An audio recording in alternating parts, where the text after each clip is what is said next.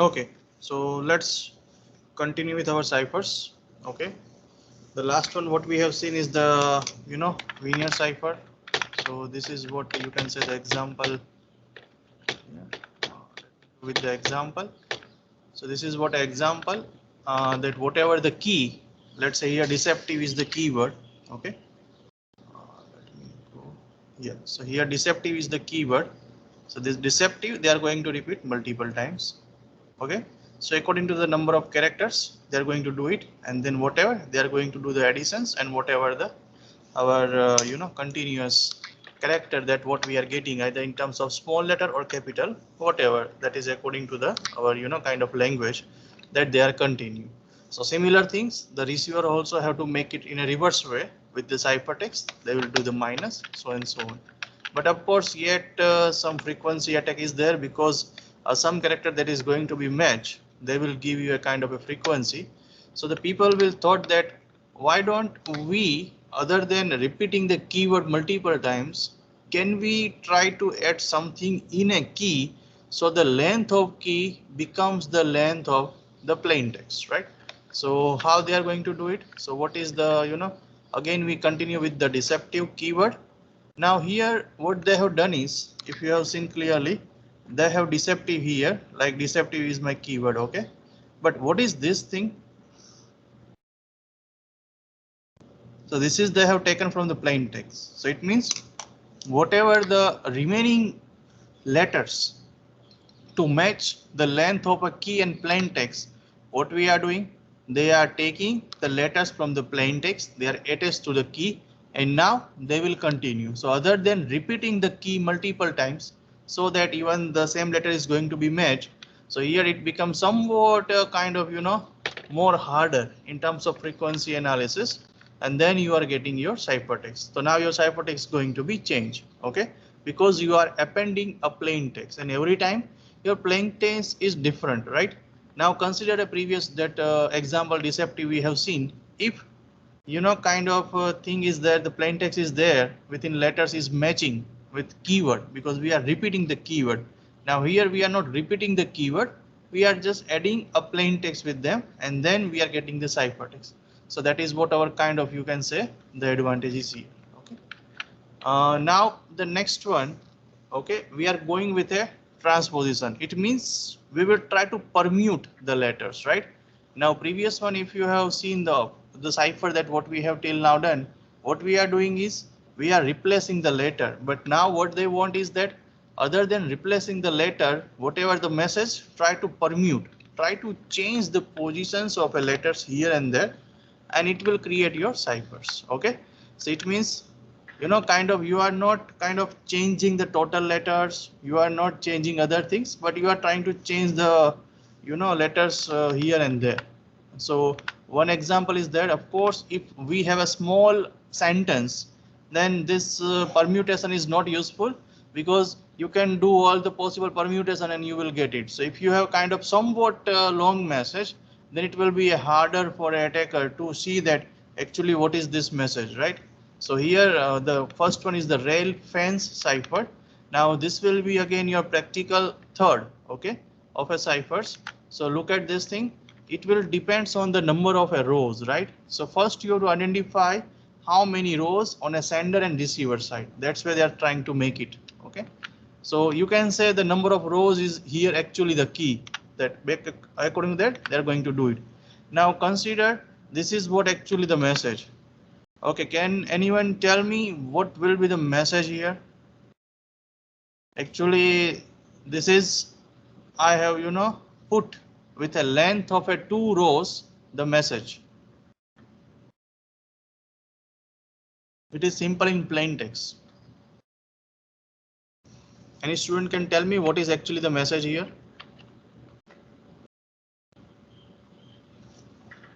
Or let me give you in this way. If this is your The ciphertext. Yes. it's written meet me after crypto something that kind of. Yeah. Meet me after Toga party. After the Toga party. Yeah, the is there. Okay, so the message is there. Meet me after the good. Very good, Aditya. So it is, you can say how it is divided here, you can see. Okay. This is the way the message is there. Okay. Now this is, we can say the depth of 2. Depth of 2 means we have a 2 rows. Similarly, we can have a 3 rows, 4 rows, so that the diagonally the message will be there. So once you divide your plain text in these rows, then how you have to take it? You have to take it the first row, then you have to take it the second row. So here MEMATR, you can see MEMATR, that is the way. So this will be your ciphertext. Okay. So now what is the key here? What is the depth? What is the cipher? That is what you can say kind of a key here. So according to the sender, they will do this way. Now what the receiver will do? Receiver have to again on a reverse order, they have to rearrange, because receiver knows that we have how many total rows. This is the number of rows, right? So receiver will again reconstruct from a row wise. Okay. So row wise they will reconstruct and they will go in diagonal. Okay. That is the way they will go in. So make sure it is a diagonal way you have to put it. So to make this thing, you have to use the 2D array in your language. Okay. So that's a hint I am giving you. Now what is this program? You have to take input, what is the message and what is the depth, right? So depth will tell you how many rows you have to make it done. Okay. So from that you have to give the ciphertext, and again you have to prepare the decryption functions. In the decryption function, what is the input? The ciphertext. So this is what the ciphertext is here, and what is the other input? That is the depth. Okay. So encryption functions having a 2 argument, plain text and the depth. The decryption functions having a 2 argument, ciphertext and the depth. So here depth is equal to the key, right? So what is the depth? That is, you can say the key. Okay. So this is one kind of a cipher. Here you can see that we haven't replaced the letter, we have rearranged the letter. A kind of smart permutations that what we people have done it. Okay. So this is what we are going with, kind of a row transpositions, ciphers. You can see how the, now previously we have used the depth. So of course you know that if someone want to attack those cipher, it's a very easy that they will see that okay, I will try with depth 1, 2, 3 reverse order, right? So whatever, if from 1 to n, they will try all the possible thing and then they try to get it. So now if we will go with more kind of complex things, so we are going with a key now. So consider this is a key that is kind of preset between the sender and receiver. So this is one kind of a key. Okay, 4, 3, 1, 2, 5, 6, 7. Okay, now you can see the message here. Okay, the message is here, attack. You can see the message that is again according to the key. Now here you can see the length of key here. What is the length of a key? 4 plus 3, total 8 is the length. Okay, 8 is the number of character is 8. Okay, I think it is, yeah, 7, sorry, not 8. The total 7 is the length of a key. So it means in my 2D matrix, I have a 7 columns, right? So that's where I have to kind of fill it. Okay. So total I have a 7 columns. Now how many rows in my 2D matrix? It depends on the plain text, right? So the shorter the message, the number of rows are less. The long the message, the number of rows are increased, because my number of columns are fixed according to the key. So this is just for example, we are using a simple key. That's why in maybe practical views or kind of thing, we can use the more complex keys, right? With more length, so that the task of attacker become more complex. So what is this thing here? What is the message here? Attack postpone until, okay, 2 AM. That is what the message here. And of course, in the last row, we can see there are some dummy letters that they are putting. Why they are putting a dummy letters? So that there is not a empty space created here. Okay, that's why. So that's why they have to put a dummy letters here. So you can put anything, but make sure these dummy letters are kind of a prefix. Either if you are using a fixed algorithms, fine. If there is a kind of a prefix between sender and receiver, that only we are using all the X or all the Y or whatever up to the sender and receiver, and when the receiver will get the message, receiver have to discard the last those characters. Okay, that is the way it will be there. Now how you can see from this key and the matrix, because right now we are working towards the sender side. Okay, so let me go with the ciphertext. Now can anyone tell me how from the key and from this 2D matrix how the ciphertext is prepared?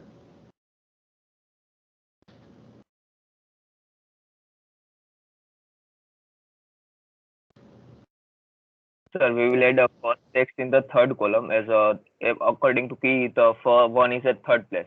Then the next letter at the fourth column.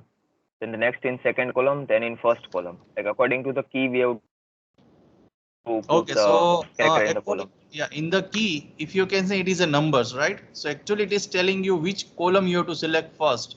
So this is, you can say the entire first column is there, TTNA. So that is come here, TTNA. Okay, then the second column, APTM, so and so on. Okay, this is the way it will be there. So this way, ciphertext is prepared. Now, how about a receiver? How the receiver will get to know that this the what is the length of the 2D matrix? Receiver are having a key, so receiver knows that I have a 7 columns, right? The receiver knows that, but receiver don't know how many rows, right? Because the number of rows will depends on the plain text. So every time you cannot tell the receiver that this is the number of rows, the number of columns is there. So how the receiver will get to know that this is the number of particular rows from the ciphertext? Any guess? So the size of the ciphertext is in multiple of 7. Excellent. The size here, you can see the size of ciphertext is actually the multiple of the number length of a key. So here that is a 7. So 7 into 4, 28 letters are there. So what the receiver will do? Receiver will first divide the length of ciphertext by the length of key. So receiver will get to know that this is the number of rows I have. Then what the receiver will do whenever, again, receiver are having the same key.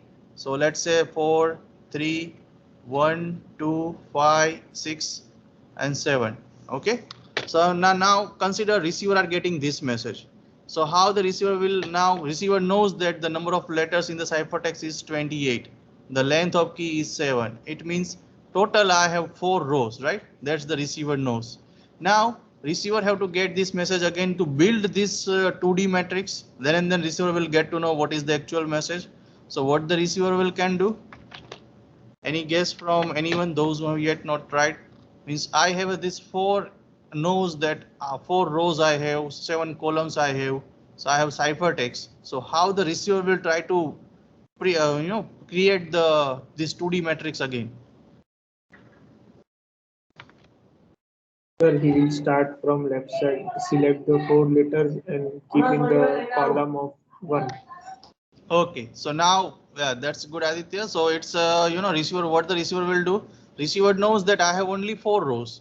So at a time I have to pick 4 letters. Okay, but I have to put in the column wise. Okay, so this is again it will take column wise. TTNA simple.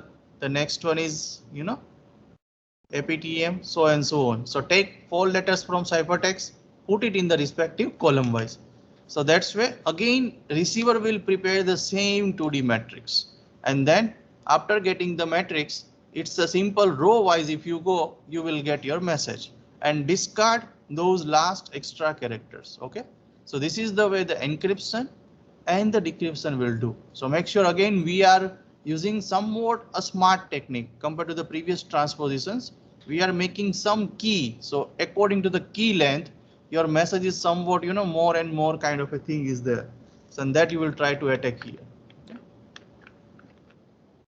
Now people will thought, okay, why we only use substitute. So consider Caesar cipher, the other previous cipher, those who are substitute cipher, right? Because you are substituting the letters. Now these transpositions, those are kind of rearranging the letters. So people thought that why don't we use both the things?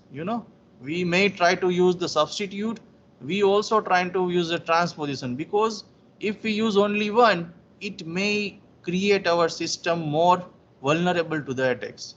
So that's why can we use combination of this thing.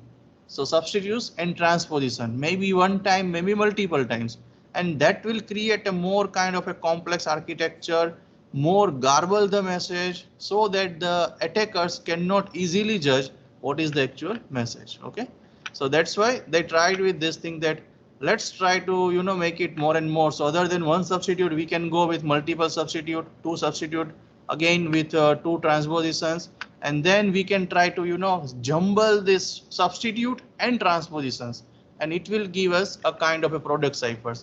And actually this is what the bridge of our modern ciphers, right? So previously people are using substitute or transpositions, and then the people came with the product ciphers, so that this is actually, you can say, our base of the today's modern ciphers. That's actually we people are using. So this is one kind of example of a rotor machines. So actually this was also used in a, kind of a world wars to send a message. So actually you have a kind of one machine is available, you will put your message, the automatic your plain text is converted in a ciphertext. So that's why this is, the different uh, versions of these rotors will use in different. I think some of you knows these Enigma machines. This is one of a favorite, kind of cipher machines the people are using, and they have different versions of those Enigma machines. And within the Enigma, there are rotors. So rotor is actually a one kind of, I will show you one diagram.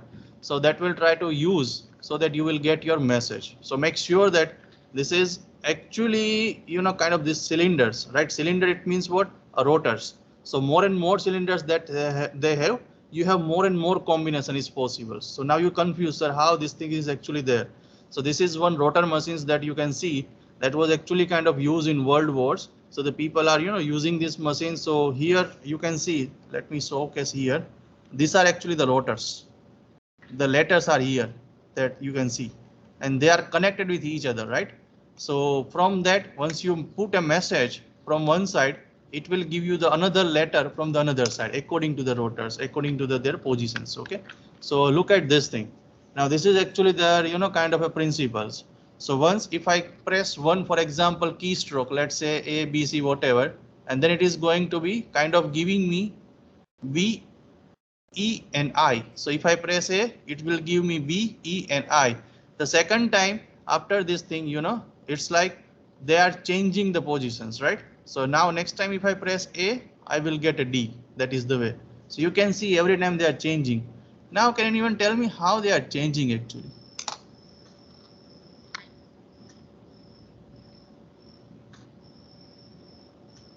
How you can see the working here? After every keystroke it is changing, right? So here if I press A, at that time I will get B. The moment I press A, the rotors are changing. So if I press B next time, or again I will press A, I will get the next letter. That is, you can see that this is right now we have only 3 rotors. Rotors have different speeds. Rotors are? Rotors have different speeds. Okay. How can you, yeah, that they have written the slow rotor, medium rotor and fast rotor. So how can you define the medium rotor? How So it is? sir, if the fast rotor is rotating at a particular speed, the medium rotor will rotate slower than the fast rotor. So every time we input something, the settings would be changed. Okay. We will get a new setting next time. Very. Let me give you the other best example. Consider we have a clock, a second, minute, and the hour. So when we have a 60 seconds, we have actually 1 minute increase. When we have a 60 minutes, we have a 1 hour increase, right? So this is where the things, the rotors are there here. So fast rotor, every keystroke, fast rotor changes one. Whenever there is the entire durations of the, kind of the fast rotor complete entire one times. How it is when it is complete entire one time? When we are pressing 26 letters, right? Then the second rotor is going to be changed one time. Again, when the slow rotor is going to be changed, iterations 26 into 26 letters, right? So this is 26 squares letter. When we are pressing, the things is changing. So every time someone is changing, sometime it is 2 or 3 rotors according to the number of that keystroke.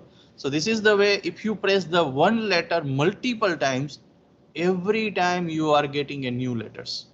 How it is going to be, secure here? What the initial positions of rotors, that's you are setting. That is actually your key. That okay, what is my initial positions of a first rotor, second rotor, and third rotor? Because for a receiver, they have to do the reverse mapping of this thing, because they are also having a machines. So they are on a reverse mapping. They are getting these things. Okay. So that's where they have to work in both. One is working in a clockwise, in a receiver side, it is work on a anti-clockwise. So now you can try to, gap that how these rotors are useful here. And I think anyone knows that how many I think in World War II we have maybe I think Adolf Hitler, Hitler and Germany and something is there. So they are also using machines. If I am not wrong, they are using a multiple, I think 7 or something 9 this kind of rotors. So one thing here you can see is an example of a 6 rotors. So similarly, the more rotors you are adding, right, you can see that how your system become more complex. The reason is that for a attacker, they have to try all the permutations. Then and then they will get to know that what is the actual, starting positions of a rotor. Okay. Now, what will happen when the initial position is, going to be leak. Then the receiver can easily get by setting the rotors, and attacker will also get what is the position. So here everything it depends on what is the initial positions and how it is going to be frequently changed. According to me, I think they have a preloaded the rotors as well as some time interval. They are changing the initial positions. Okay, because they are getting a message through wireless continuous. The troops, those who are in outside, either in the sea or in somewhere far land, so that they have to know in advance that this is what they're. I think they are using the word code book maybe. So the every person either in a sea, the captain of a particular, those who are having a code book with them. So that code book, they are returning that on this day, this is what the thing is there, this is what the thing is there, positions or a key, whatever. And according to that, when they are getting a message, they are trying to decrypt the message receiver so that they will get it. Okay, so that's where the things will be there. So I think now we will get to know that how these things will be, useful even in that time from World War. So let me take one more thing, steganography. So steganography will be a kind of, you can say, art that you are hiding the message in terms of other plain text message or in terms of image, in terms of video, try to hide. Okay, so according to when you look the things, it is looks a simple image, but behind the image something is stored, because now all of you know that actually what is image, it is a pixels, right? What is pixels? It is a RGB values or some values. So it is what a bits value, right? So if you are changing some of the minor bits, of course your image is not going to be destroyed. Image is not going to be destroyed, right? If you are changing your majority bits, your image is going to be destroyed. Otherwise, if somewhere you are changing some bits, right? Let's say if your R value from RGB is, for example, 230, and if you are making 231, will it make that much problem? No. With our kind of smart eyes also, we cannot try to get it that this is what the thing is there, right? So this is what a kind of, other methods that people are using. We try to, hide the messages within that thing.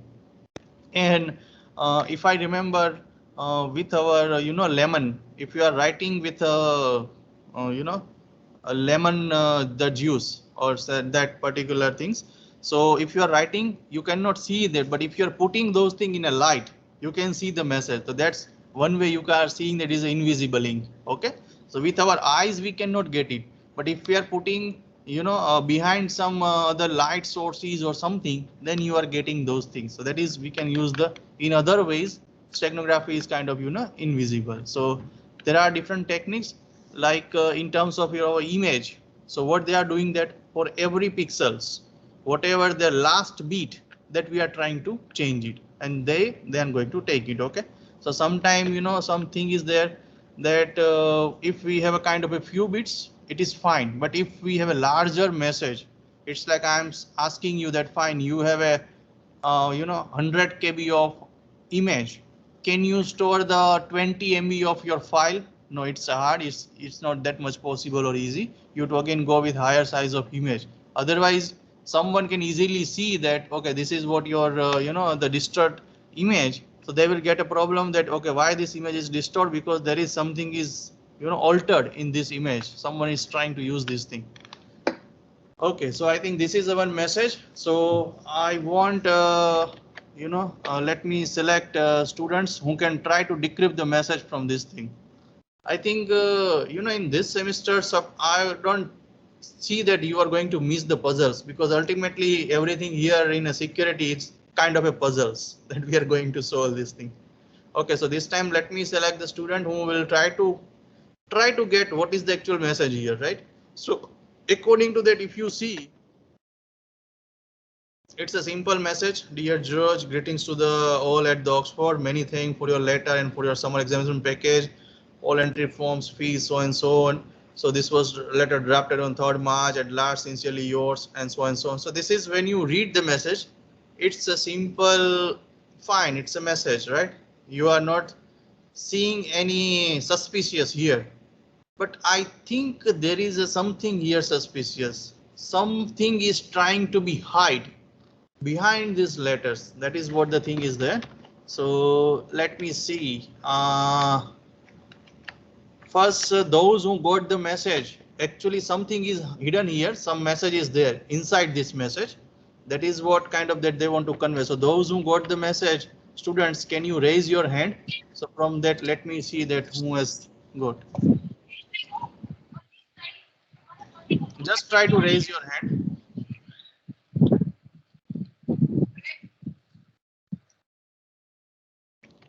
Those students who got the message from this thing, please, they are requested to you can try to raise your hand. So it looks easy, but something is they have stored that they want to control, they want to send a message.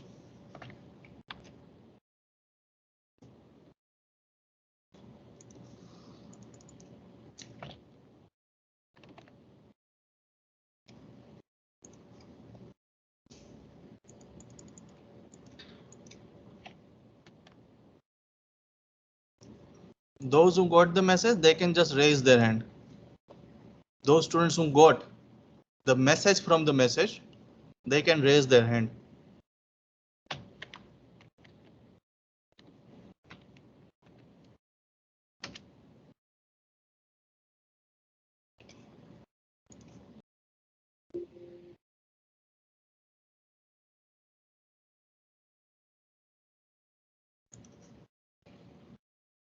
Sir, some organization. Yeah, I think you don't have to speak, you have to just raise the hand, Aditya. Okay, Hussein got it as of now. One student, good. Very good. Right now, people are lucky that there is no any, changing of the letters is done. It's a simple in a, plain text.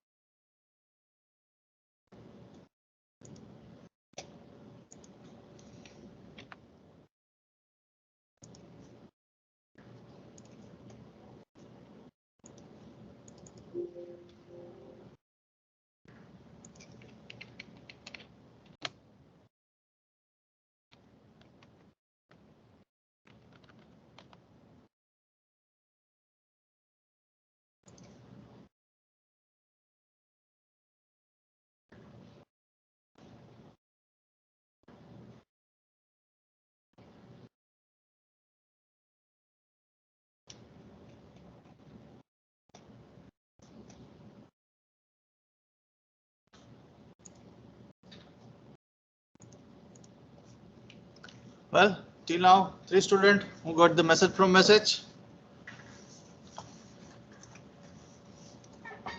Yet we people are in unit 1. Na? Assume that when we reach to unit 4, we are entering in the today's world. Right now, yet we are in World War time. World War 1, 2, something. At that time, yet we have reached. So the moment we are progressing to unit 2, 3, 4, I will let you in till 2020, 2021, and maybe the same protocol. I think, according to me, considering a security, will be there for a couple of more years. It's a message behind the message.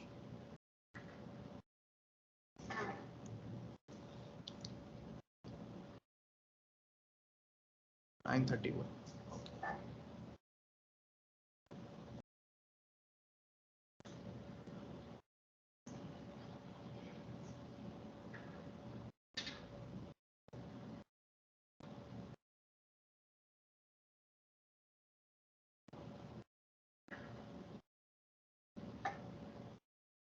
For student who got the answer, consider like puzzle. Best way to consider puzzle. Okay, within message there is another message. Somewhere you have to try to see some, the sentence is there. I think one sentence is there, but the words of those sentences are following certain patterns here in this message.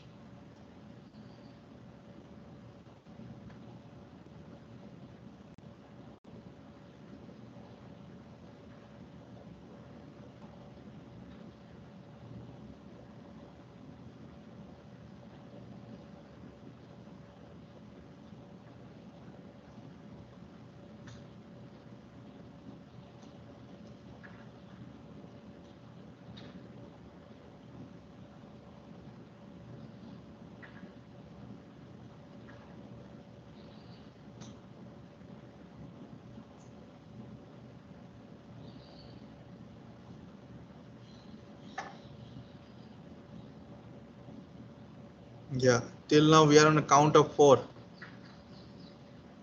As of now, I can see the attendees are 262.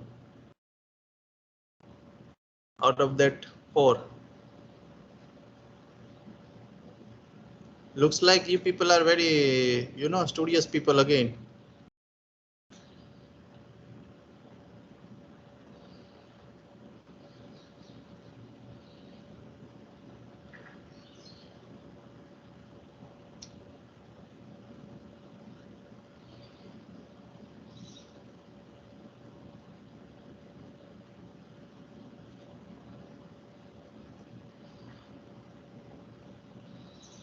Okay, fine. Hussein Dodia, what is your answer?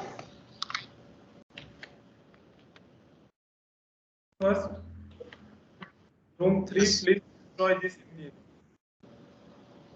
Yes, what is the sentence here? The last word of every sentence. Okay, good. So generally you have to see here, kind of your particular package ready, or you can say the be ready by Friday 21st, room 3, please destroy this immediately. Okay. So I think by using this, you can kind of actually you can see that this is the way actually the message that is going to be sent from a sender to the receivers. Okay, and looks like a normal message, but some other message is, hide behind this thing. That is the way it will be there. So now let me take you to the demo of something.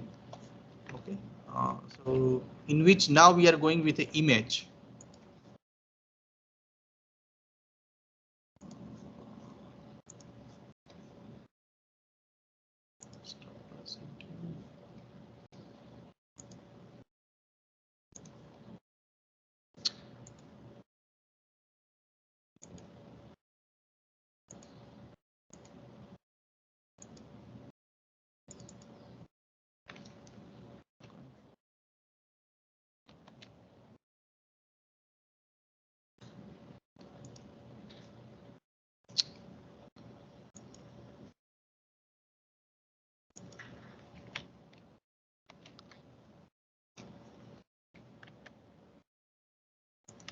Okay, so this is what page of the demo. Now this is what the page is there. This is a sample applications. Like that there are many applications possible. So just give you people the feel of this steganography. So this is a kind of an online tool. So you can encode the message here and decode. So now you people know what do you mean by encode and decode. So what thing you require this thing? One is one image and one is the message that you want to hide behind this thing. So I have created one picture. Yeah, so this is just you can see the screenshot that's as of now straight away I have taken, right? So this is when I asked about the puzzles. Okay, so this is the original image. I want to put a message. Your